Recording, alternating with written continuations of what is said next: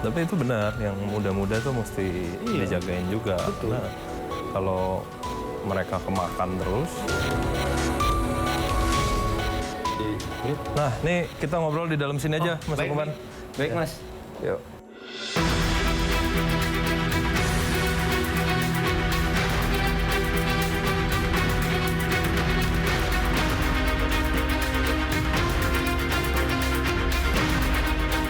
Foto dan video viral yang menggambarkan kerusakan di Raja Ampat ditegaskan bukan merupakan dokumentasi asli dari lokasi.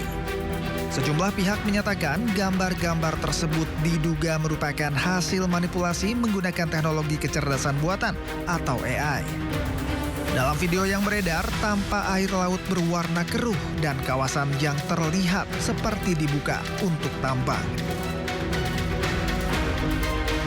Banyak yang mengira lokasi tersebut berada di kawasan wisata Piai Nemo Raja Ampat. Namun, pemerintah menegaskan tambang nikel yang dimaksud sebenarnya berada di Pulau Gag yang berjarak lebih dari 30 km dari Piai Nemo. Menteri Investasi Bahlil Lahadalia serta Komisaris Utama PT Gag Nikel menyatakan bahwa semua kegiatan tambang dilakukan sesuai izin dan di luar kawasan konservasi. Tak hanya itu, beredar juga sebuah foto yang menampilkan pembakaran alat berat yang diklaim terjadi di Raja Ampat. Setelah ditelusuri, foto tersebut tidak ada hubungannya dengan Papua atau Indonesia. Foto tersebut merupakan dokumentasi dari insiden tambang ilegal di Kolombia. Polda Papua Barat Daya memastikan tidak ada kejadian pembakaran atau kerusakan di lokasi tambang di Pulau Gag. Sementara itu, Kementerian Komunikasi dan Digitalisasi sedang menyiapkan langkah penanggulangan hoaks berbasis teknologi AI. Pengamat dan aktivis literasi digital mengimbau masyarakat untuk lebih kritis dalam menyikapi konten visual. Di era deepfake dan manipulasi digital, kebenaran tak selalu sejalan dengan apa yang terlihat.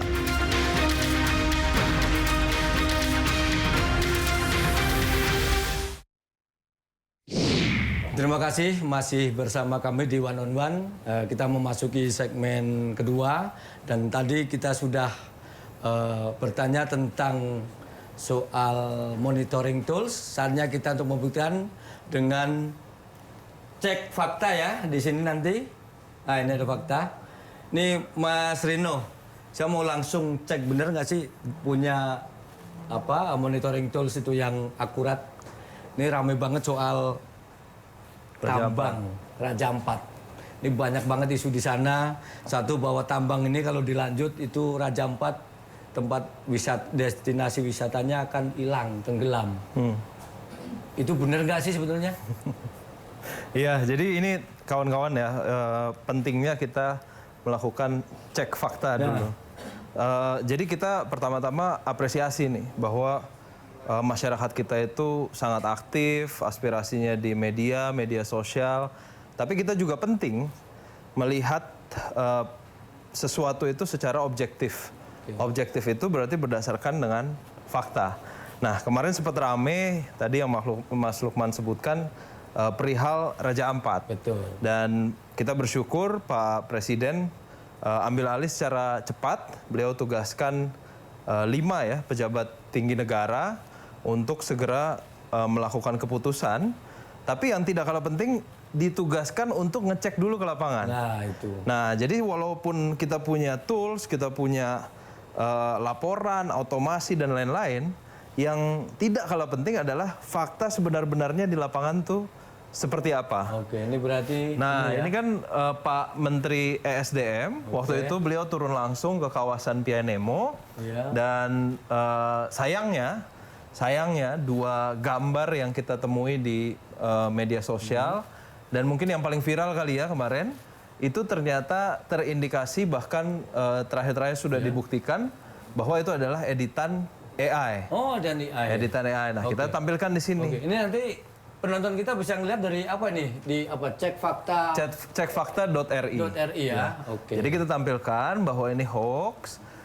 dan pantauan udara langsung yang dilakukan oleh Pak Menteri SDM itu ada digambar di sebelah kanan. Nah ini bisa dipertanggungjawabkan karena memang Pak Menteri SDM Pak Bahlil waktu itu langsung ke sana.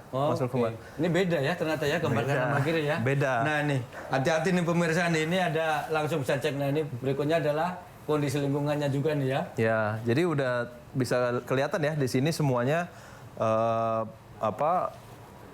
kondisi lingkungan itu masih terjaga, ada beberapa yang terus ditingkatkan, tapi pada intinya tidak sampai ke kondisi yang ada di gambar yang editan itu. Dan itu yang membuat semua masyarakat kan kelihatannya mungkin agak sangat khawatir gitu ya. Jadi itu yang dilakukan, dan memang setelah ini dilakukan pengambilan kebijakan oleh Pak Presiden, yaitu pencabutan 4 izin usaha pertambangan. Jadi itu juga kita sampaikan bahwa sudah dilakukan yang ada dampak lingkungannya, yang tidak sesuai dengan persyaratan, tidak sesuai perizinan, semuanya dicabut oleh Pak Presiden. Nah ngomong soal pencabutan kan kita cek juga fakta di sini kan masih ada satu tuh kalau nggak salah nggak dicabut. Ini isu yang di luar kan katanya ini untuk ada kaitannya. Ini kebetulan dikait-kaitkan ada kapal apalah gitu katanya. Kemarin udah dibantah juga sama Pak Jokowi yang katanya JKW. Tapi kalau fakta di sini ceknya seperti apa sebenarnya Pak Mas? Yang kan masih ada satu itu kenapa belum dicabut juga? Jadi setelah dilakukan monitoring ke lapangan, disimpulkan bahwa yang bersangkutan memiliki fakta-fakta yang ada di layar ini. Jadi mereka dilakukan sebelum penerbitan penetapan Geopark Raja Ampat.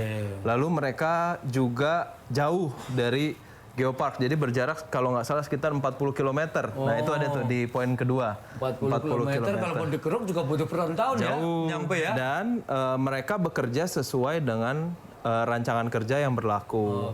Nah kita sebagai negara, Mas Lukman, kan kita melihat semua sesuai objektif dan sesuai peraturan.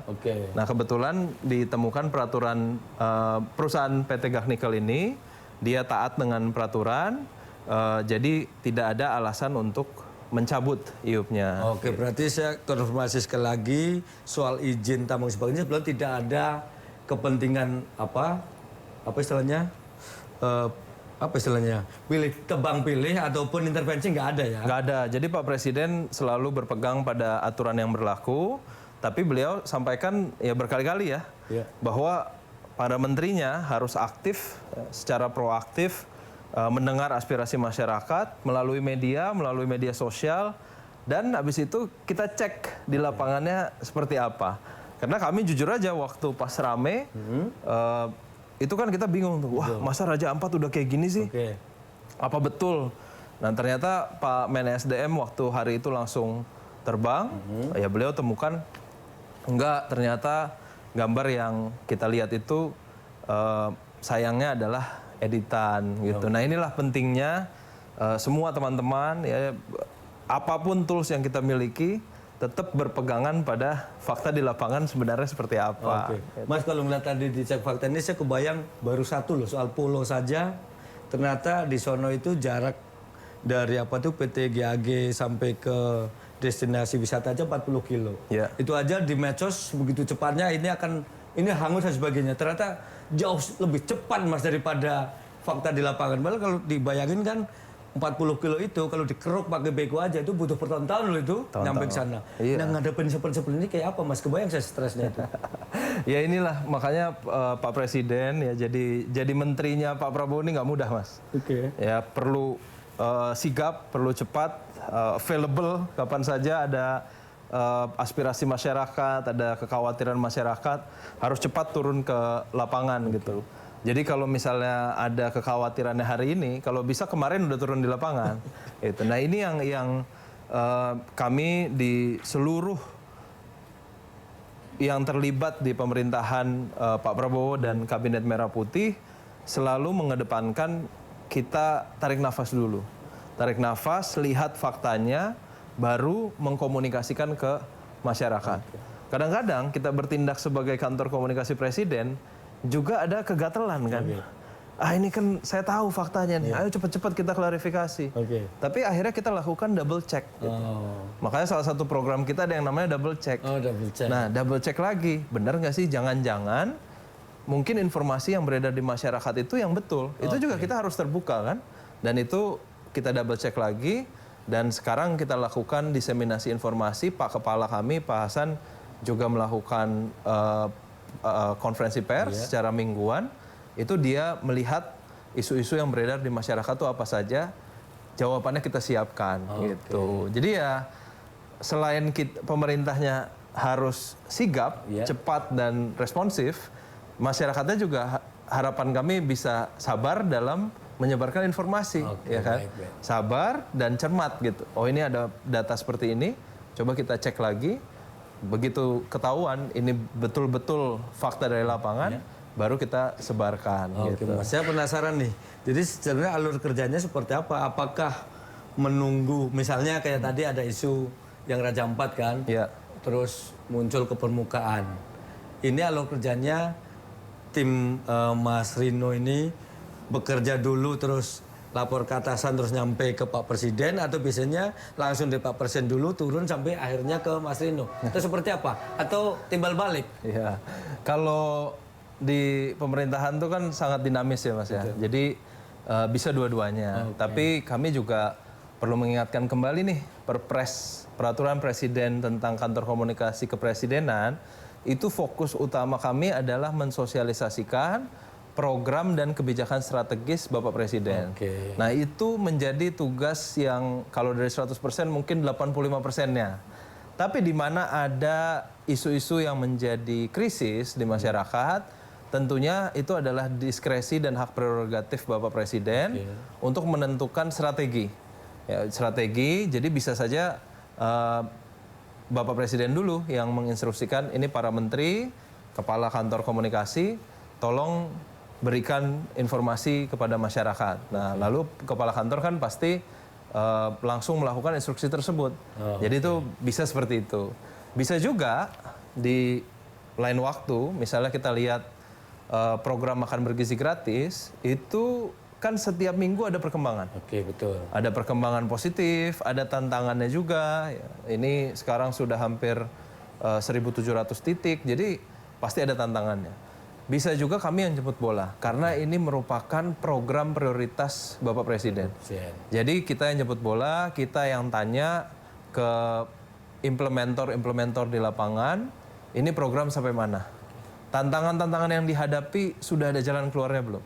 Kalau sudah ada jalan keluarnya, kami harus komunikasikan kepada masyarakat. Jangan sampai dikira ada tantangan nih, ada isu, kita diamkan saja. Gitu. Nah itu bisa dua arah seperti itu. Jadi ya dinamikanya kira-kira seperti itu, Mas Lukman. Tapi sejauh ini pernah ada nggak Mas overlap antara kan masing-masing kementerian juga biasanya kan punya humas juga punya ya apapun lah itu namanya humas atau juru bicara gitu. Suka overlap nggak? Berebut balapan publish gitu? Enggak, kalau justru kalau dari kami karena sekali lagi ya Perpres PCO itu fokusnya kan kebijakan dan program strategis. Nah, kita juga ingin terus membantu rekan-rekan kita yang sudah ada di KL, di kementerian dan lembaga. Kenapa? Karena kan mereka ahlinya, Mas. Betul. Jadi kami ini tugasnya bertindak sebagai satu penyambung informasi, ya mungkin dari Bapak Presiden dan para menteri seperti apa, kita sambungkan. Yang kedua, kita mensupport. Kecuali memang ada beberapa program yang kami diinstruksikan untuk terlibat langsung. Ya, jadi itu di program-program itu pasti tim kami turun langsung dalam sisi komunikasinya. Ya, kita siapkan diseminasi informasinya ke publik seperti apa, mungkin strateginya seperti apa. Tapi kalau program-program ini sudah ada kementerian pengampunya, tugas kami ya bekerja sama dan mendukung rekan-rekan di kementerian. Jadi tidak sampai balapan ya. Janganlah, negara kita ini saat ini Mas terlalu besar tantangannya untuk kita perebutan. Jadi udah kerja sama aja tantangan tuh masih besar. Nah ini kan juga berhubungan dengan yang tadi kita diskusikan bahwa masyarakat kita ini sangat aktif sekarang. Informasi itu nggak bisa hanya keluar dari satu pintu saja. Harus beberapa pintu, dan kalau memang informasinya sifatnya kritis, atau sebutannya apa ya kalau sekarang ya, level A1 gitu kali ya.